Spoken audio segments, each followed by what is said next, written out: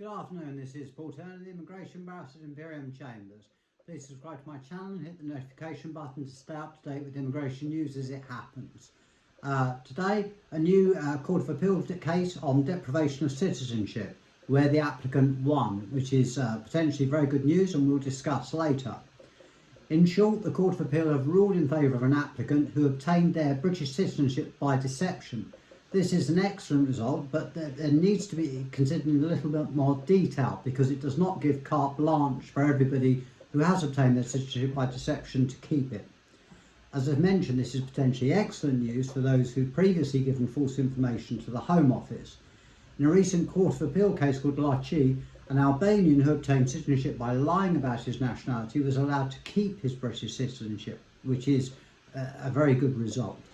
What I would say at the outset is that if you fear or face deprivation of your citizenship, or you're concerned about it, then please get in touch with me and I'll see what I can do to help. See whether we can act now, whether you need to act, and what you should do.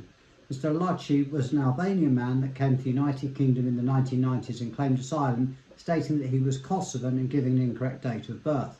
He was granted asylum and became naturalised as a British citizen in 2005.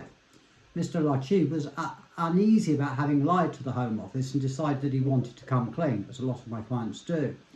In 2009, when his mother applied for a visa, they gave Mr. Laci's real name and details to the Home Office to see what would happen. The Home Office wrote to charge him with obtaining British citizenship by fraud and giving him notice that they were going to consider depriving him of that citizenship. Mr. Laci's solicitors replied and asked that his citizenship not be revoked. But then there was silence from the Home Office for 9 years. And during that time, Mr. Laci was able to renew his British passport, for example, without any incident in 2016 and became established in the United Kingdom. Indeed, he bought a house and went on to have a child and thought the matter was obviously closed. However, in 2018, the Home Office decided to bring the fraud matter back to life out of the blue and decided to revoke his citizenship, some 9 years after they had previously decided not to take any steps against it. Now this, you might think, is somewhat unfair. Mr. Laci appealed to the first tier tribunal, which allowed his appeal, then the upper tribunal then dismissed it, then it ended up at the Court of Appeal. The court essentially held that it was usually appropriate to deprive someone of their citizenship if they'd acquired it by deception.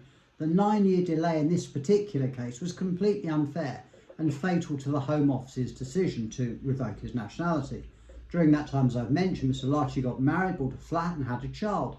It appears as well that picking up the matter so late in the day was pretty much unfair. And this is essentially why the Court of Appeal allowed the case. In my view, this is yet another case where the Home Office has been slapped on the wrist for behaving in a way which is completely unreasonable. It is excellent news potentially for clients, and a number of my clients are Albanian, Kosovan or Kosovan Albanian, who for whatever reason, perfectly understandable reason given what was happening in the Balkans at that time, arrived in the UK and used a false name. I've had a number of clients, for example, who, while they haven't actually told the Home Office or they haven't had a response from the Home Office saying that they're proposing to deprive them of their nationality, have actually declared on visa applications for spouses or for visit visas, they've actually given their true identity, and then the Home Office have gone on to do nothing. And that's been the case for quite a few clients. A lot of these clients are now worried about what will happen in the future, and that's where I can help. As I say, this is a case where an individual did tell the Home Office the truth a long time ago. The Home Office then threatened them and then did nothing for some 9 years before, out of the blue, deciding to act. Your case might not be the same as Mr. Laci's, but you may have things in your favour that would mean that you could keep your British citizenship, or if you were faced with losing it, could successfully challenge it. As I say, it's an excellent result for Mr. Laci and I'm very happy for him and his family, but it also potentially assists people who have issues regarding their nationality and what name they use to enter the United Kingdom. Just a final note, I've had other cases where individuals have said that they're from Kosovo when really they're from Albania. They refused asylum as Kosovans, but then they were granted leave under the legacy scheme, and then they've become British. And then when the Home Office have sought to revoke it, we challenged it, and the Home Office have backed down on the basis that they weren't granted their citizenship on the basis of their nationality, but under a different policy, such as the legacy scheme, or which in other words was the old amnesty. So there are ways out of this particular difficulty, though they are difficult and require proper legal advice.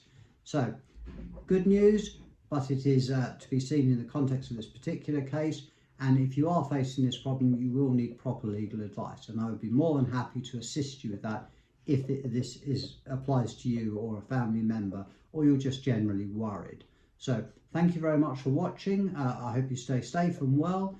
This is Paul Turner, the Immigration Barrister at Imperium Chambers.